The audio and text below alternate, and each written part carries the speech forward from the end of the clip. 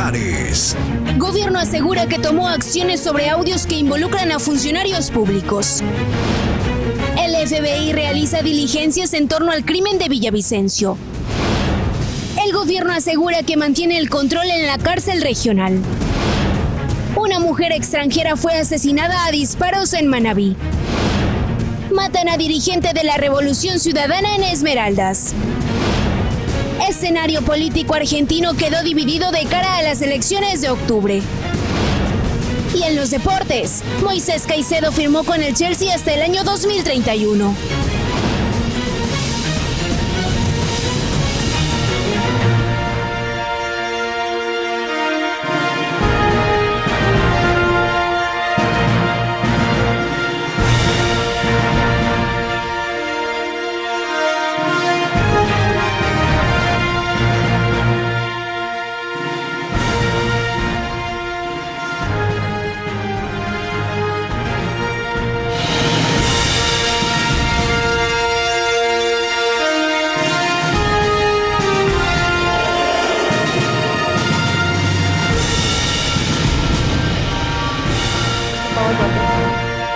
Cordiales amigos televidentes, bienvenidos a Noticias Soromar en su emisión estelar. Iniciamos con el desarrollo de los temas.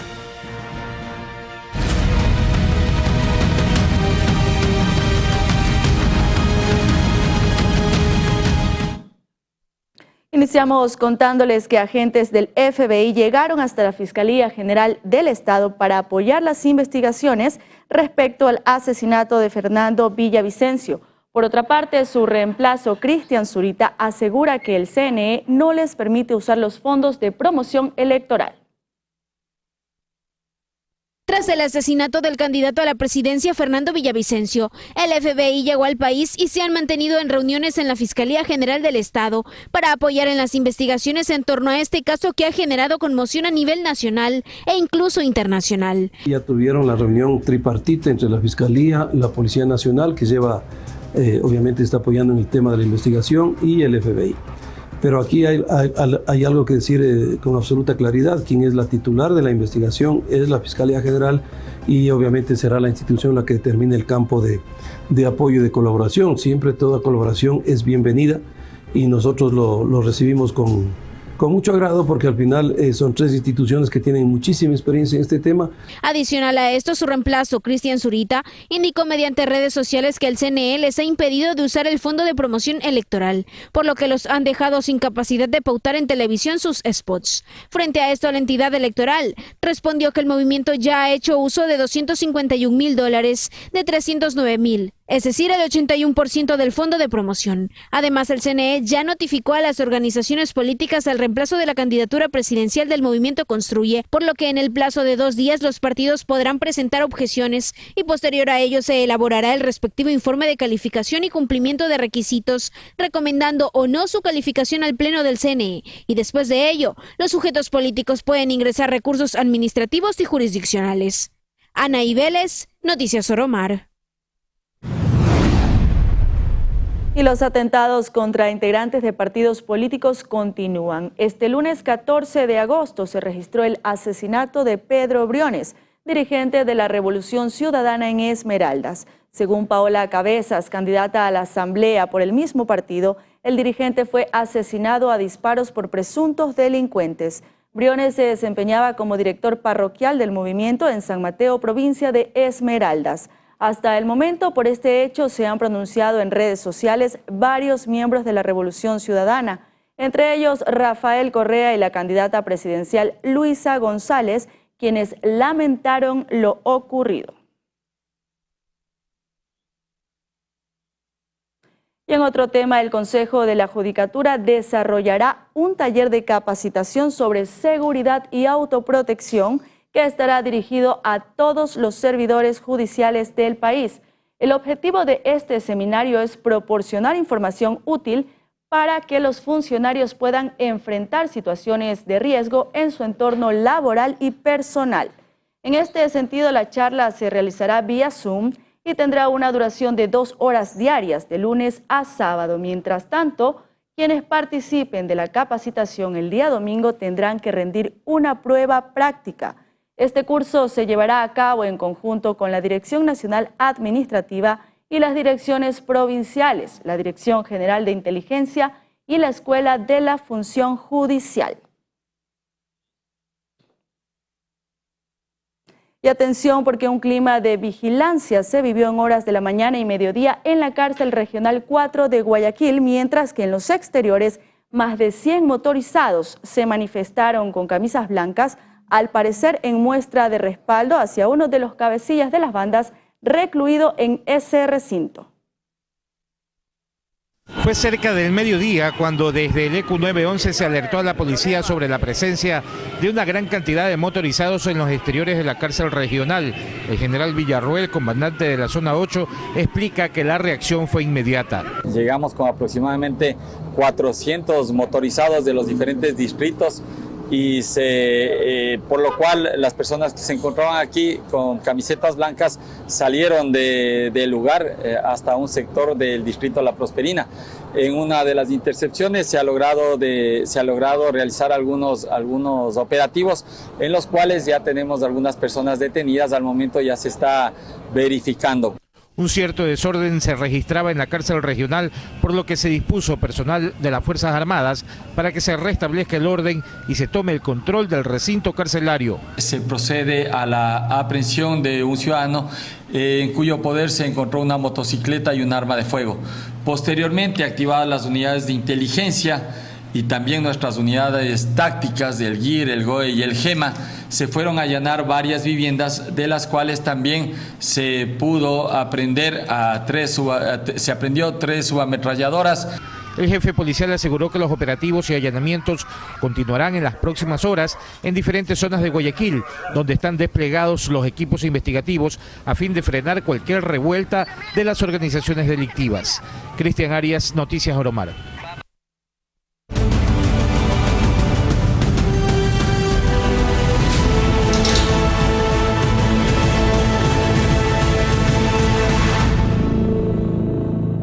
Durante el debate electoral se registraron algunas confrontaciones y diálogos fuera de contexto entre los candidatos presidenciales. Los detalles en la siguiente nota. Durante el debate electoral realizado el domingo 13 de agosto, algunos candidatos parecían no entender la temática. ¿Cómo va a financiar las...? Terminó su tiempo. Me repite la pregunta, por favor, porque ustedes interrumpen a cada rato y no dejan de contestar. Por favor, repítame la pregunta. Interrumpimos porque le damos respeto al reglamento. Candidato Arminjos. Cortamos porque nos corresponde como moderadores, candidato Arminjos. Pero también hubo situaciones alejadas del fin de este debate. Escoja 2 soldados legionarios, los mejores de usted, y le invito al terreno, una cancha de vóley para jugar un eco a vóley. Y ahí le doy la chulla y tomamos un misquitullito. Aunque no solo estuvo protagonizado por este tipo de situaciones, sino también por discursos de candidatos sin sustento. Cuando empezó esto, cuando el señor Sonnenhösler le quitó $3.000 millones a la seguridad del Estado, ahí empezó las muertes, la tristeza, el dolor de salir a las calles sin seguridad. O imprecisiones al momento de dar cifras. Su plan de inversión en seguridad son $1.200 millones. ¿Cómo lo vamos a conseguir? Implementando una empresa pública para la Policía Nacional. Hoy, todas las multas se pierden en la Agencia Nacional de Tránsito. Cerca de 250 a 300 millones de dólares anuales que se pierden. Vamos a coger todo ese dinero, invertirlo en la seguridad de los ecuatorianos. Y con eso vamos a poder financiar todos los proyectos que tenemos en cárceles. Y estas en realidad fueron tan solo algunas de las incongruencias que se registraron en un debate donde los candidatos desperdiciaron la oportunidad de explicar sus propuestas. Anaí Vélez, Noticias Oromar.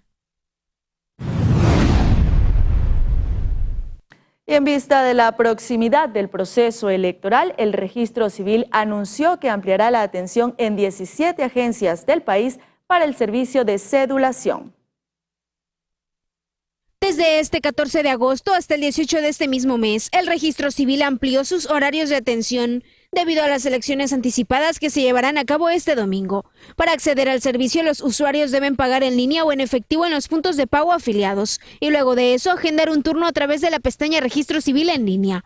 En total son 17 agencias y son: en Esmeraldas, el Centro de Atención Ciudadana, de 7 de la mañana a 5:30 de la tarde; en Ibarra, en Rocafuerte y Velasco, desde las 7 de la mañana a las 5 de la tarde; en Ambato, en la ubicación Ernesto Alvarado y Bolívar Sevilla, desde las 8 de la mañana hasta las 7 de la noche; en Riobamba, en la Primera Constituyente y Juan Montalvo, desde las 8 de la mañana a las 7 de la noche; en Puerto Viejo, en el Paso Lateral Manaví-Guillén, desde las 7 de la mañana a las 6 de la tarde; en Manta, en el sector Urbirríos, desde las 7 de la mañana a las 6 de la tarde; en Santo Domingo, en la Cooperativa 30 de Julio, de 7 de la mañana a 6 de la tarde; en Quevedo, en la Parroquia San Camilo, de 7 de la mañana a 6 de la tarde; en Cuenca, en el Batán, desde las 8 de la mañana a las 7 de la noche; en Loja, en la Avenida Universitaria, de 8 de la mañana a 7 de la noche; en Machala, en la Avenida 25 de Junio, de 7 de la mañana a 6 de la tarde; en Guayaquil, en el centro Rocafuerte, de 7 de la mañana a 6 de la tarde; en Guayaquil al norte, en Tarqui, de 7 de la mañana a 6 de la tarde;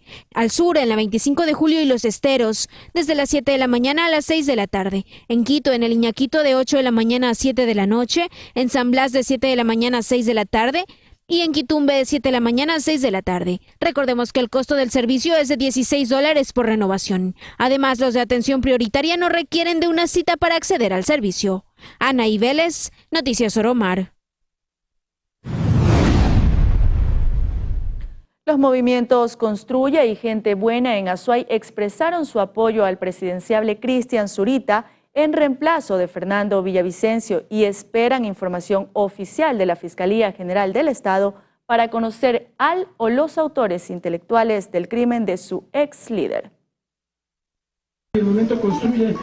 Una vez oficializado el reemplazo de Fernando Villavicencio por Cristian Zurita como candidato a la presidencia, la Alianza Gente Buena, el Movimiento Construye, entre otros colectivos ciudadanos, dieron a conocer su apoyo al presidenciable y aspirantes a la Asamblea. El compromiso se mantiene, fueron las palabras de los representantes. Para llevarle a la presidencia a nuestro líder nacional, Cristian Zurita, como representante de Fernando Villavicencio. De tal manera que la decisión del reemplazo de un hombre que ha sido el compañero de lucha de Fernando Villavicencio, como es Cristian Zurita, representa para nosotros y para ustedes y para el pueblo ecuatoriano la continuidad de ese legado que ha dejado Fernando Villavicencio en el país. Por su parte, la candidata a la Asamblea por Azuay, Sofía Sánchez, detalló que mantiene una desconfianza en el organismo electoral. La aspirante solicitó celeridad en el proceso. La desconfianza en el CNE viene de muchos años atrás. Es más, se salvaron de un juicio político que estaba ya en la Comisión de Fiscalización. Y eso vamos a dar continuidad en esta Asamblea Nacional. Eso no se quedará en la impunidad. De la misma forma, Guillermo Cobo reiteró que las organizaciones políticas seguirán con el legado de Fernando Villavicencio. A su vez expresó que por amenazas continuas se han visto en la necesidad de suspender su campaña en territorio. Pero jamás nos van a dividir y jamás nos van a ganar. Lo que les pido al Ecuador, a Cuenca y al Ecuador, es que en las urnas le castiguemos a los criminales. Con respecto a los avances en las investigaciones del asesinato al expresidenciable, los delegados indicaron que el proceso continúa y se confía en el trabajo que está realizando Fiscalía, lo cual se espera que en las próximas horas se obtenga información oficial.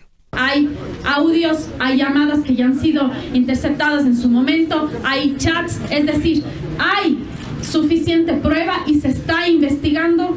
Esto no va a quedar en la impunidad. Vamos a conocer, y eso es lo que quiere el pueblo ecuatoriano, saber quién fue el autor intelectual del asesinato de Fernando Villavicencio. Por otro lado, grupos y etnias amazónicas recorren las principales ciudades del país para respaldar la conservación del Yasuní en la consulta popular y rechazar la inserción petrolera en el área protegida. Para la tarde de este lunes estaba prevista la llegada del material electoral al Azuay con la custodia de las Fuerzas Armadas. Se tiene planificado que cerca de 2.000 uniformados formen parte del contingente de seguridad para los comicios en esta provincia. Tras la llegada del material electoral a las provincias de Azuay y Cañar, este lunes 14 de agosto de 2023, las Fuerzas Armadas son las encargadas de la custodia y protección de las papeletas. Tenemos nuestra planificación, ya tenemos todo previsto y los lugares donde se van a colocar todos esos paquetes, así que estamos con todas las seguridades que corresponden tanto en la Dirección Provincial Electoral del Cañar como en la Dirección Provincial Electoral de la Azuay.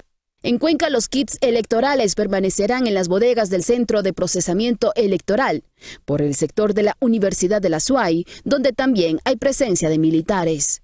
Entonces, en ese sentido, inclusive Fuerzas Armadas ha visto conveniente reforzar algunas localidades de ciudades y provincias para poder realizar el proceso, justamente por lo delicado en este proceso electoral que es atípico. Entonces estamos con el personal suficiente como para poder brindar la seguridad al proceso. Si bien el coronel de Estado Mayor Conjunto, Ramiro Gudiño, no precisa la cantidad de uniformados desplegados en la provincia, se conoce que el domingo 20 de agosto, cerca de 2.000 soldados estarán en recintos y juntas receptoras del voto. Siempre hemos sido los garantes de la seguridad de los procesos electorales, inclusive de la ciudadanía. Como ustedes pueden haberse dado cuenta, estos días hemos nosotros duplicado los esfuerzos en los patrullajes y controles en la ciudad. Cabe señalar que las elecciones presidenciales y legislativas anticipadas inician con el voto PPL y voto en casa.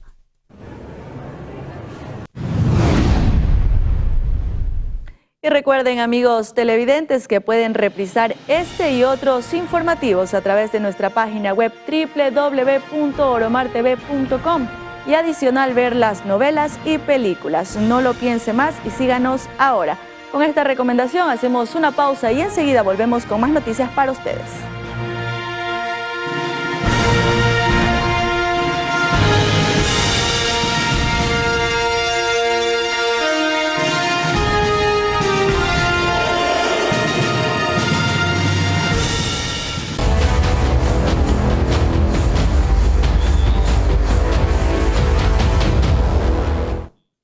Gracias por mantenerse en nuestra sintonía. Luego de que se hicieran públicos los audios de una conversación donde participarían funcionarios públicos en torno a un proceso de contratación relativo a pólizas de seguro que lleva adelante la estatal Petroecuador, el Gobierno Nacional informó mediante un comunicado que tomó acciones inmediatas. Entre ellas, la remoción de su cargo al funcionario del Ministerio de Gobierno presuntamente involucrado. Además, el ministro Henry Cucalón aseguró que las otras personas mencionadas no trabajan en el sector público. Por su parte, la cartera de Estado puso en conocimiento de la Fiscalía este hecho para que realice la investigación correspondiente.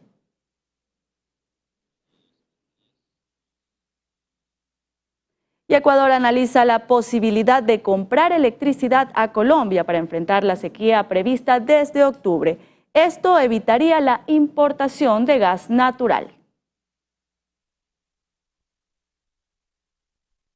El suministro normal de electricidad en el país está bajo amenaza debido a que aún no hay una definición sobre cómo se abastecerá la demanda interna en vista de la época de sequía a partir de octubre. Dicho estiaje provocará una reducción de las reservas de agua en la cuenca oriental, zona donde se encuentran las principales hidroeléctricas, por ejemplo la Coca-Codo Sinclair. En este escenario, el ministro de Energía, Fernando Santos, ha señalado que se maneja la posibilidad de conversar con el presidente de Colombia, Gustavo Petro, para que venda al Ecuador entre 300 y 400 megavatios, en lo que se invertirían unos 25 millones de dólares. Esto evitaría que se importe gas natural, una operación que costaría 250 millones de dólares y que fue recomendación del Operador Nacional de Electricidad SENACE, con la finalidad de abastecer a la central hidroeléctrica Termogas Machala, cuya operación no está al 100%, pues para ello necesita 61 millones de pies cúbicos diarios de gas natural. Sin embargo, el campo Amistad apenas produce 21 millones por día. Cabe señalar que Petroecuador, dueño del campo Amistad, lanzó una licitación para incrementar la producción de gas a 77 millones de pies cúbicos diarios. Pero a decir del ministro Santos, esto tardaría en conseguirse. Tania Loor, Noticias Oromar.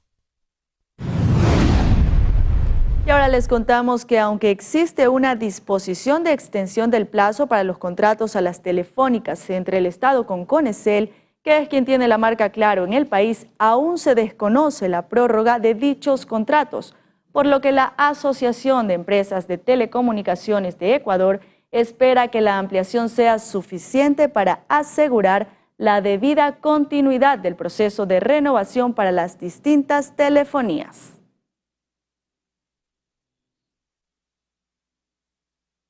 Y según datos recopilados por el Banco Central del Ecuador, el indicador de riesgo en el país cerró este domingo 13 de agosto en 1.822 puntos.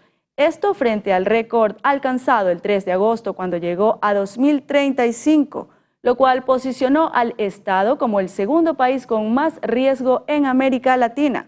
Esto se da a pocos días de las votaciones anticipadas que se llevarán a cabo el 20 de agosto. Este estudio refleja las probabilidades de que un Estado caiga en mora y no pague su deuda externa.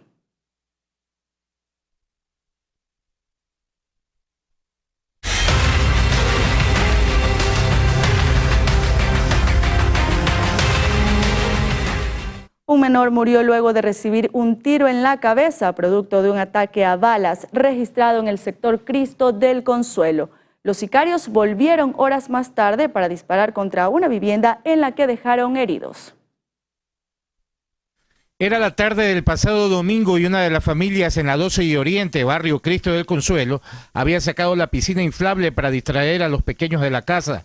De un momento a otro, dos pistoleros pasaron repartiendo bala y uno de esos tiros impactó en un bebé, provocándole la muerte. Venían dos personas en una motocicleta armados y ocasionaron varios disparos a ciudadanos que se encontraban realizando actividades físicas y de unión familiar. Las unidades avanzaron aquí al punto a tomar las respectivas evidencias criminalísticas, de igual manera DINASED, para recabar indicios y seguir con las investigaciones. Horas más tarde, a la medianoche del domingo, una media cuadra más allá, regresaron los pistoleros. No se sabe si los mismos u otros, pero esta vez dispararon contra una casa, mataron a la perrita de la familia y ocasionaron heridas en una mujer de la tercera edad.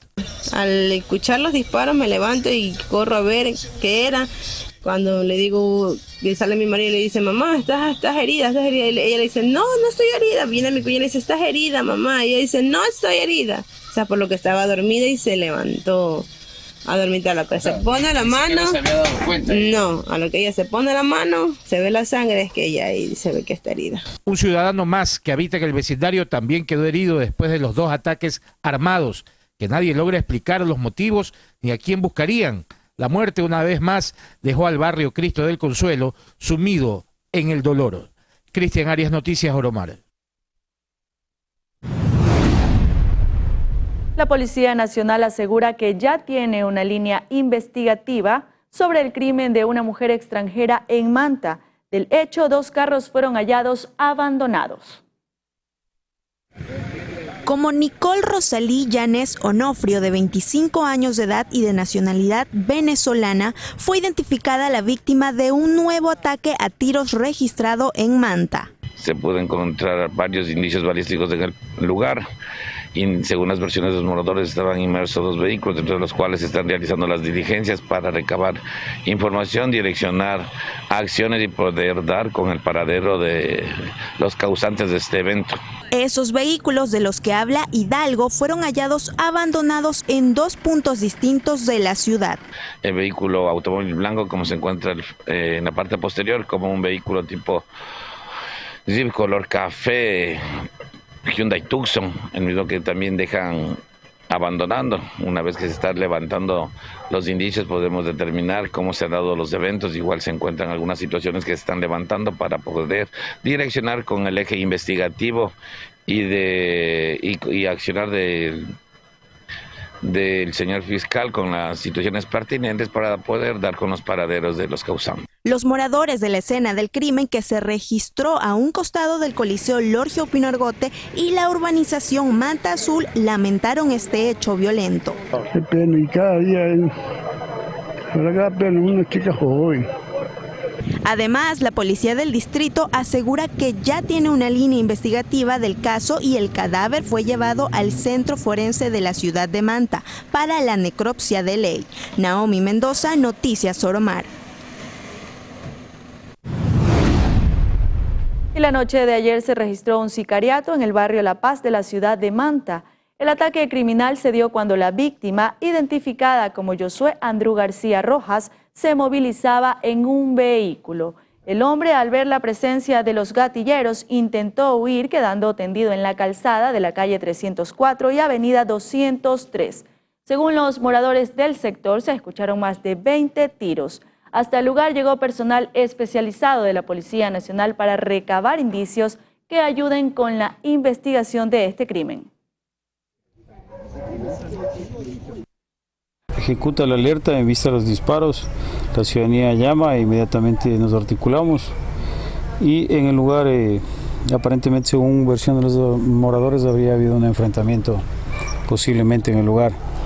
Estamos tras de los indicios de un vehículo el que posiblemente habría sido utilizado, del cual se habrían bajado sujetos a victimar a las personas que habrían encontrado en el vehículo. Hasta el momento estamos verificando en las casas de salud si existen más personas heridas y en este momento ya estamos haciendo levantamiento aquí en el lugar. Y un ataque armado tuvo lugar en el cantón Santa Rosa, provincia de El Oro, dejando como saldo 2 hombres fallecidos. Según datos preliminares, las víctimas fueron interceptadas por un sujeto armado, quien les disparó cuando salían de una vivienda.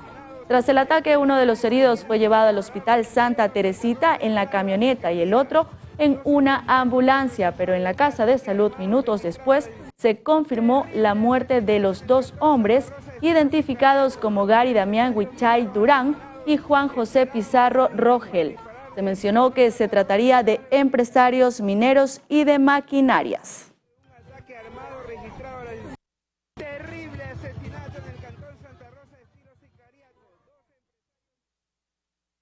Esperaron que salieran para dispararle en pleno Santa Rosa detrás de la fiscalía. 2 hombres muertos desde el... Momento de una nueva pausa comercial, amigos, pero al regresar tendremos un balance de los últimos siniestros viales registrados en el país. Ya volvemos.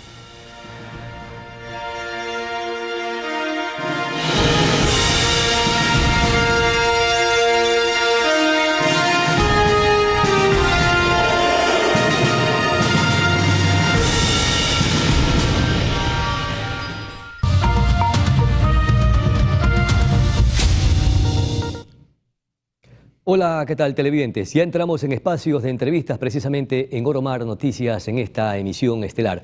Y para tal efecto nos acompaña el experto en seguridad internacional, inteligencia, contrainteligencia y también ha trabajado en seguridad nacional. Él es de nacionalidad israelita y está con nosotros precisamente para revisar estos temas de violencia, inseguridad por la que atraviesa nuestro país. Damos la bienvenida a Daniel Castro. Qué gusto.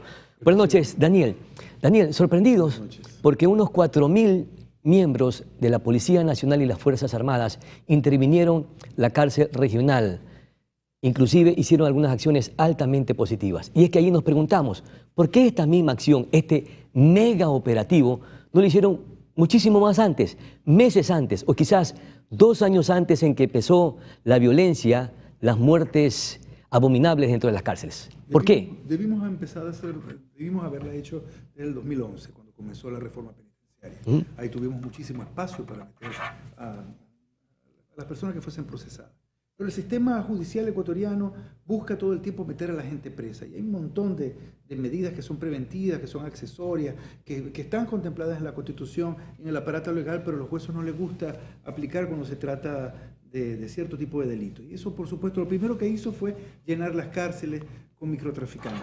¿Pero usted cree que son más importantes las medidas sustitutivas en vez de meter preso a los delincuentes que le están haciendo daño a la sociedad? Claro, yo no conozco ni una cárcel en el mundo que la gente salga mejor de la cárcel, siempre salen peor, y en Ecuador mucho peor. Pero ¿y si cometen actos delincuenciales, violentos, asesinatos y todo lo que estamos viendo en el país, ¿se les debe dar medidas sustitutivas? No, claro, se les dan más. Ahí lo que pasa es que cuando aunque sean criminales peligrosos. Claro, se tienen que dar, hay montones de medidas sustitutivas Por ejemplo, los trabajos forzados, hay sitios, lo que pasa es que hay que definirlo, la Constitución lo permite, pero lo permite su definición.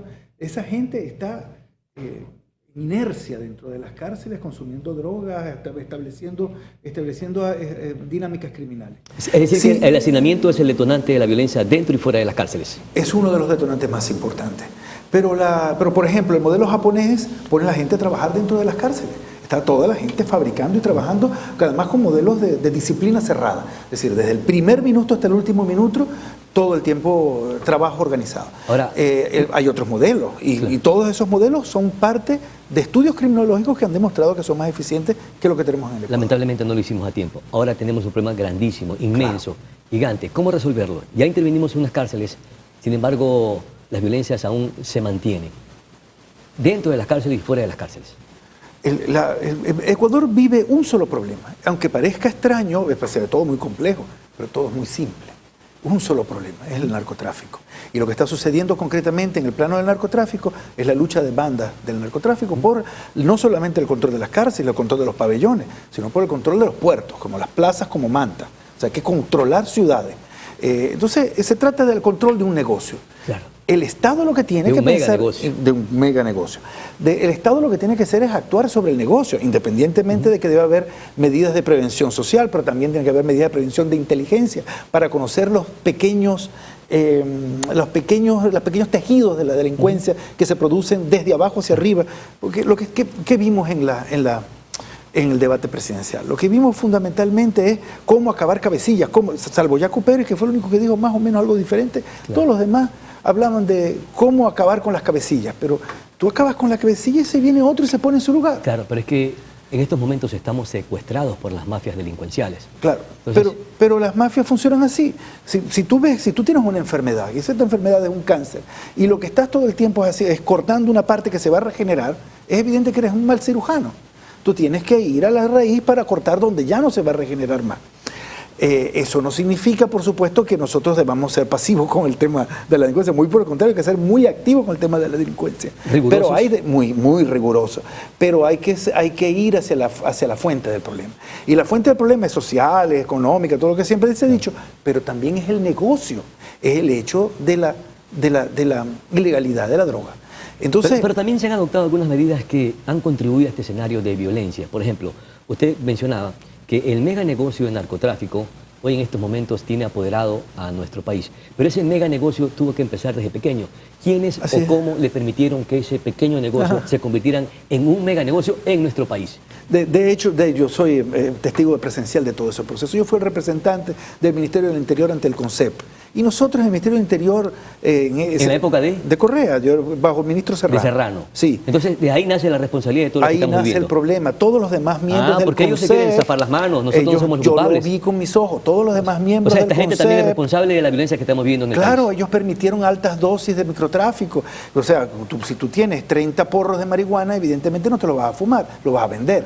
Y esa gente, esos jóvenes, comenzaron una carrera delictiva. Y nosotros podemos detectar por número de cédula que esos microtraficantes son las mismas personas de las que tú estás hablando en la crisis penitenciaria.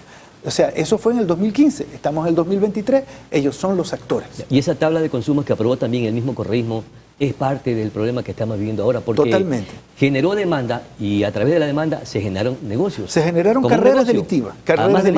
Nosotros lo dijimos, golpeamos la mesa varias veces. Afortunadamente el ministro Serrano no estaba a favor. Pero todos los demás, Defensoría, Ministerio de Relaciones Exteriores, Ministerio de Salud, todos los demás estuvieron a favor de la tabla. ¿Y el mismo presidente de aquel entonces estaba a favor de la tabla? Él decía que no, pero si yo veía que todo el gobierno... ¿Impulsaron eso? Si yo veía que todo el gobierno, en sus representantes específicos, estaban a favor de las tablas, yo suponía que por lo menos había algún tipo de mando superior que estaba coordinando eso. ¿Y cómo califica usted esta acción de unos 4.000 miembros uniformados que prácticamente intervinieron en la cárcel regional de nuestro país? ¿Cómo la califica? ¿De importante, de necesaria, a pesar de que usted está en contra, pero hoy tenemos que también ser represivos y violentos? Yo lo que creo que debe ser parte de una estrategia más general, porque lo que hemos vivido en Ecuador desde hace muchísimo tiempo es que hay grandes operativos, se recogen la H, someten a los delincuentes y después ese mismo barrio se hace más peligroso. Entonces, y es lo mismo que podría estarle pasando a Bukele también. Bukele, por supuesto que la represión genera réditos y baja y se pacifica el país, pero el país después, si el Se está negocio, atomizando y cualquier si dato el es negocio detonante está y abierto, revienta eso. va a venir con más fuerza. Claro. La resaca va a ser mucho más grande. Claro. Y eso es ese es el círculo vicioso en el que ha estado metido no Ecuador, toda América Latina, México, Colombia, Venezuela, o sea, una y otra vez vemos ese círculo vicioso. Daniel, ingresaron más o menos 4.000 uniformados a la cárcel regional y solamente intervinieron ciertos pabellones y en donde estaba el líder de los choneros. ¿Por qué no intervinieron todos los pabellones para recuperar en la totalidad o la integralidad de las cárceles? Y aún hay otros líderes de mafias que están apoderados precisamente. Yo no puedo saber lo que pasa dentro de las estrategias, pero sin duda esa acción tiene una motivación estratégica. Y esa motivación estratégica podría pasar también inclusive hasta por acuerdo. Pero yo no sé qué es lo que está pasando realmente allí. Lo que sí es cierto es que el negocio del narcotráfico, como tú lo has dicho, es un mega negocio. Es tan grande y poderoso que hay que reconducir el negocio. Y al reconducirlo también tienes que llegar a acuerdos. Esa es una cosa que la sociedad ecuatoriana... Claro, una vez legalizada, hay que empezar a legalizar. Es lo que está haciendo Petro. Avanzamos con este proceso de legalización, tenemos que hoy tratar de solucionar estos problemas graves que estamos viviendo. Claro, primero tiene que haber un Estado de Derecho fuerte, ¿no? Estamos de acuerdo tú y yo. Tiene que haber un Estado de Derecho fuerte, que ponga las condiciones de una negociación, no que la mafia ponga las condiciones de la negociación, porque si no el Estado se va a ver desesperado. Pero mire lo que está pasando ahorita con el cambio de cárcel, de la regional a la cárcel de máxima seguridad. Sí. ¿Qué es lo que está pasando? Otros líderes de la misma banda están amenazando al gobierno. Si no retornan al líder de los choneros, pues entonces tendremos más sangre y más violencia en el país. Claro. ¿Cómo entonces entramos a una negociación si ellos nos ponen entre la espada y la pared? La uniquísima ventaja que tenemos en términos militares que tiene el gobierno frente al narcotráfico es que el narcotráfico está dividido y se están matando entre ellos. Entonces, tiene que haber una jugada que implique el trabajar alianza. Esas alianzas son militares y después se plantearán otros frentes de alianza. Es lo que está pasando en Colombia. En Colombia tienen un paso adelante en ese tema. Petro está vendiendo de estado a estado, del estado colombiano al estado estadounidense, marihuana. La está vendiendo, como aquí se vende el petróleo. O sea, de estado han a estado. Estatizado la venta de para que la narcoproducción se vaya legalizando y se pase a los canales legales. Y esa ¿Debemos emular ese proceso? Yo no veo que hay otra salida. El tema es que ellos tienen peso colombiano, nosotros tenemos dólares, y eso es mucho más interesante para el mercado de las actividades ilícitas. Pero para las lícitas también. Entonces lo que hay que crear es la recanalización de ese proceso. Nosotros hicimos un artículo científico proponiendo un protocolo. Pueden haber muchos protocolos. Pero ¿un protocolo para? La legalización de las drogas. Nosotros que ese es el camino en el que algún momento tenemos que ir. Entre otras razones, porque lo que hoy nosotros vivimos va a desaparecer por su cuenta, pero va a traer mucha sangre. La cocaína y la marihuana, que son sustancias tropicales, están pasando a la historia. El fentanilo, las metanfetaminas en los Estados Unidos y en Europa el MDA y el MDMA, que son drogas sintéticas, están sustituyendo estas drogas. Los negocios tropicales están bajando, como alguna vez nos bajó el comercio del caucho o el comercio del guano en la Guerra del Pacífico. Tenemos que reconducir lo que tenemos para pacificar lo más pronto posible. Y eso es un interés también inclusive de las mafias. Yo creo que hay que ponerle el cascabel al gato en más de un sentido. El buenismo, yo soy un hombre religioso, yo soy un hombre que cree profundamente en Dios. ¿En qué religión cree? Yo soy judío. El buenismo no lleva a ninguna parte. Nosotros tenemos que tener los pies en la tierra y construir salidas realistas y enseñar en cultura política a la sociedad a cometer salidas realistas. Una salida que permita a las burguesías del narcotráfico encontrar un espacio en la sociedad, porque si no siempre va a ser un círculo vicioso donde se aumenta la violencia y ellos van a crear pero ¿cree que sus escuadores paralelos, sus narcoestados. Lograr lo que usted expresa si estamos secuestrados por mafias monstruosas en el país? Y estas mafias tienen brazos violentos que en estos momentos tienen atemorizado y nos tienen de rodilla, tal cual como nos tuvo de rodilla el COVID. Entonces lo primero que hay que hacer no es ir hacia ese protocolo de legalización, eso es verlo en un segundo plano. Claro, pero en el primer plano es control. El control por la vía de la represión directa, ya sabemos que eso funciona un poquito nada más. Eso hay que entenderlo, aquí y en todas partes del mundo. Lo que tenemos que tener y la represión trae violencia. Tiene que haber un sistema de alianzas, tiene que haber una estrategia, un ajedrez, donde el Estado tenga un objetivo. ¿Y nuestro país está capacitado para hacer este tipo de estrategia? Pero estamos capacitados. No le queda más remedio. Sí, pero tenemos las condiciones, la capacidad, la inteligencia, la sagacidad, la habilidad, porque hay que tener todos los elementos que son importantes. Yo he visto que eso ha funcionado en otros países. O necesitamos una cooperación internacional para nosotros poder entrar a identificar. El discurso que yo identifico en los medios y el discurso que identifico en mis compañeros policías, no los compañeros más cercanos, pero los compañeros policías, es todavía el discurso del buenismo, los buenos contra los malos. Pero hay un discurso que se tiene que colocar, un discurso que sea, como ninguna guerra se gana, solamente del bien contra el mal. Las guerras se ganan en posiciones. Las guerras siempre son guerras de posiciones. Pero ellos tienen armas, nosotros no. Nosotros tenemos armas y ellos están tienen divididos. Estrategia, nosotros no. Ellos están en todas partes, nosotros no ahí sabemos. está el tema, tenemos que tener estrategia. Lo acabas de decir. Perfecto.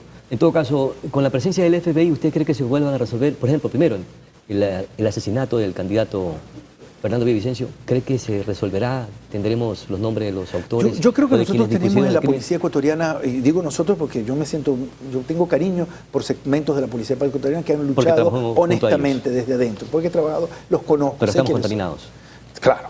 Policía, militares. Y sobre todo policía, claro. Pero hay un segmento precioso. Yo comparto la posibilidad de que esa gente crea canales de pacificación a partir de la inteligencia. Nuestro gran problema no es que venga superpolicías del FBI, sino que no tenemos sistemas informáticos suficientemente que trabajen con Big Data, con grandes cantidades de información, que sean incisivos en el territorio para sacar información de una naturaleza cuantitativa y cualitativa sobre el cual podamos hacer investigación. Bueno, si no lo tenemos entonces que conseguir apoyo. Muchísimas gracias, mi querido Daniel Castro, experto en inteligencia, contrainteligencia, también en seguridad internacional y por supuesto también fue parte de la seguridad nacional. Muy gentil por esos importantes y valiosos aportes. Nosotros vamos a una cortísima pausa publicitaria, enseguida retornamos aquí en Oro Mar Noticias, edición especial.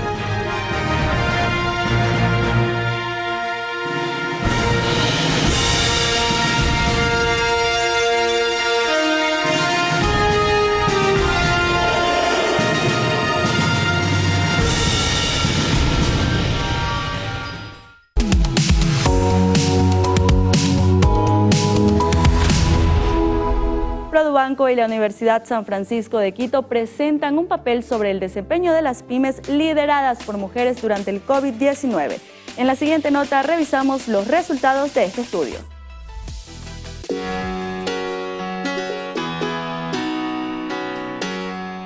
Produbanco, institución financiera con sólida trayectoria a nivel local y miembro del Grupo Financiero Internacional Promérica, junto con la Universidad San Francisco de Quito, presentaron la primera investigación sobre el impacto del COVID-19 en las empresas ecuatorianas lideradas por mujeres. Nosotros tenemos un enfoque muy fuerte de tratar de contribuir a la sociedad y una manera de hacerlo es aliándonos con la academia, en este caso con la Universidad San Francisco de Quito.